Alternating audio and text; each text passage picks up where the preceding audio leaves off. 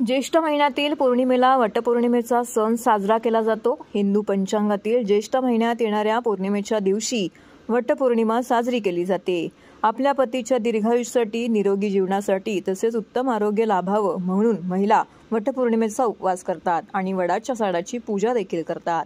ठाण्यातील कोपिनेश्वर मंदिरामध्ये प्राचीन असं वडाचं झाड आहे। या झाडाची पूजा करण्याकरिता मोठ्या संख्येने सुवासिनी महिला येथे दाखल झाल्या होत्या। विधिवत पूजा करून येथे वडाची पूजा करण्यात आली। पारंपरिक वेशभूषा करून, साज शृंगार करून अनेक महिला येथे पूजेसाठी दाखल झाल्या होत्या। एकमेकींना हळदी कुंकू देऊन वाण देखील देण्यात आलं। तसेच पतीच्या दीर्घायुष्यासाठी आणि जन्मोजन्मी हाच पती मिळावा अशी प्रार्थना येथे वडाच्या चरणी करण्यात आली। तसेच नववधूंची पूजा करण्याकरिता या ठिकाणी अनेक भटजी देखील उपस्थित होते। विधिवत मंत्रांचे पठण करत या ठिकाणी नववधूंनी वडाची पूजा केली।